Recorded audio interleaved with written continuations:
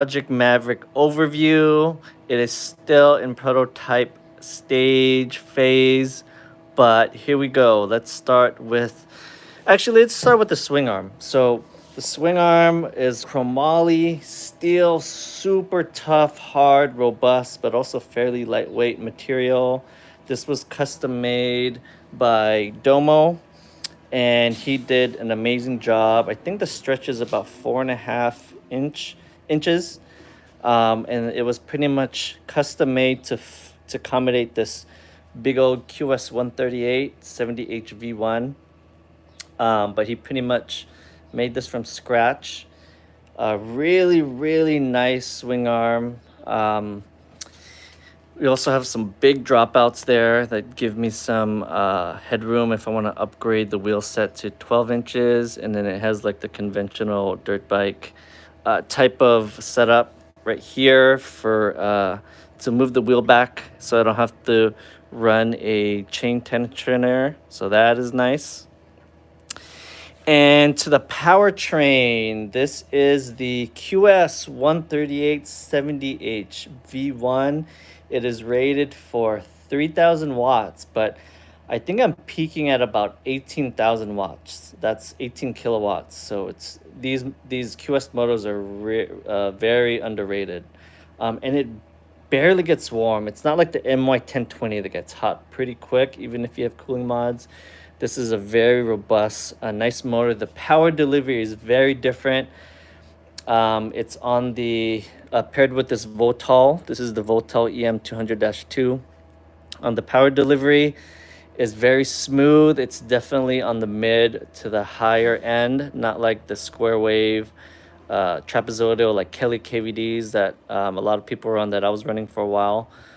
This is very smooth. It's very linear, a lot more progressive. It runs a lot quieter too, but I really like the the QS motor and the EM 200 setup. It's really great, and I got this kit, so it's pretty much the Votal, the DKD dash, the switches, the harnesses.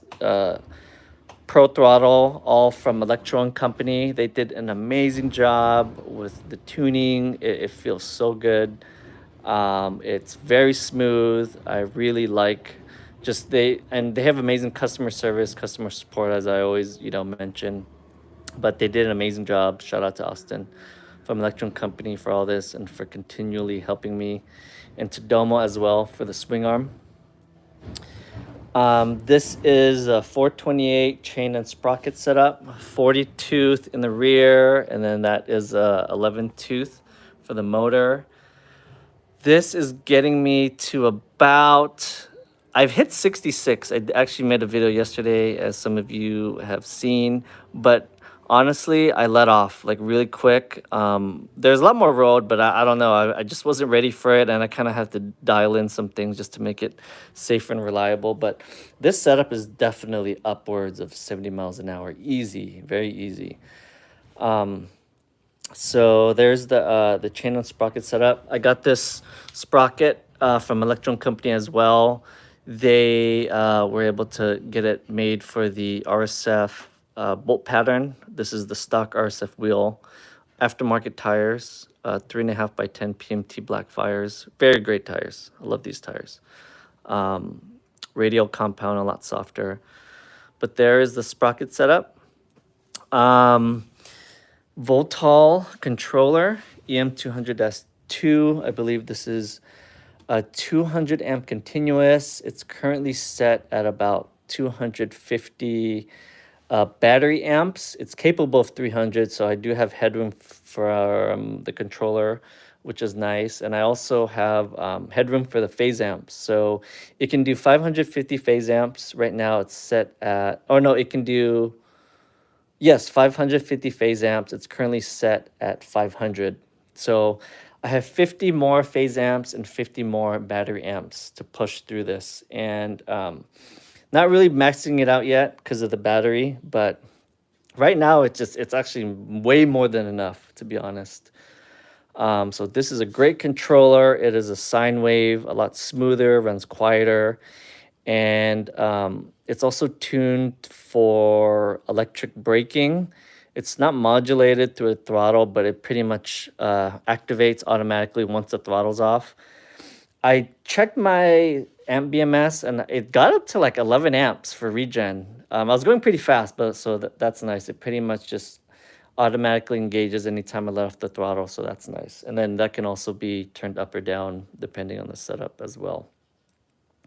Battery, the battery that I've been running for all my setups, it's a 72 volt, 29.4 amp hour Moly cell P42A, 120 amp continuous 300 amp peak amp BMS made by my boy Knack, who passed away not too long ago. So definitely in memory of him for this battery. Performs really well. I've been running on all my setups, my other setup over there. Great battery. Love it. DKD Dash also comes with the Electron Company kit and these 3 speed mode switches and the on and off switch. So turn it on there. Very nice. It has the speedometer, ODO, trip meter, battery life, and then it has even an amp meter times 10. And then it also shows what speed you're in. So right now, speed mode 1, that is about 125 amps battery. 2 is 185 amps, and then 4 is 250 battery amps. Super gnarly setup, y'all. Really good. The speedometer is accurate. I compared it to the GPS on my phone, which is the speedometer app, and it's accurate. I did a video yesterday and everything matches up. So here's a little quick rip video. Woo! Thing is loud. But this setup is crazy, y'all. Super fast. I love the power delivery. Really, really great setup. This is pretty much what I've been trying to build for a little street ripper, and was able to do it with the help of Domo and Austin and, collective others as well. Super happy y'all with this. MT8 race line brakes in the rear. I was running my MT7 Pros, but had an issue with that, so I'm running these temporarily. I did have to do some ghetto stuff. It is a prototype, so pretty much there's a bunch of different kinds of washers in here to get the right spacing. And this is for a mountain bike brake disc conversion. It's kind of sandwiched in between there with the calipers and then mounted to the swing arm. I have screws going in through this way and then nuts on the back side. Definitely not sufficient for this setup, but with the front MT7 Pros, those are quad piston, so that helps. And then the electronic braking helps as well. And to the front here is a 12-volt horn, super loud right there. Naval headlight, and then I also have a LED strip, which is red and then white for the underglows. I have it hooked up to the switch, which also has a LED in the front there. There's a light, strip, and then turn it off. Pretty cool. My step down is right here. That is a 72 volt to 12 volt step down. I think it's about 12 amps, 12 or 15, one of those. I think it's 15 actually, 15 amp step down. To finish off the kit from Electron Company, this is their Pro throttle. It's different from their light throttle that comes with the Razor kits. It's better build quality and the spring is stiffer. I really like the feel of this. Great throttle. Highly recommended, y'all. I think that's about it. There are the levers. I think I covered everything for the most part. Oh, forgot the rear shock. This is a Fast Ace rear shock. It is 11 inches. I believe that's 280 millimeters with adjustable rebound. I have it on pretty much the softest setting, so it doesn't give that pogo feel.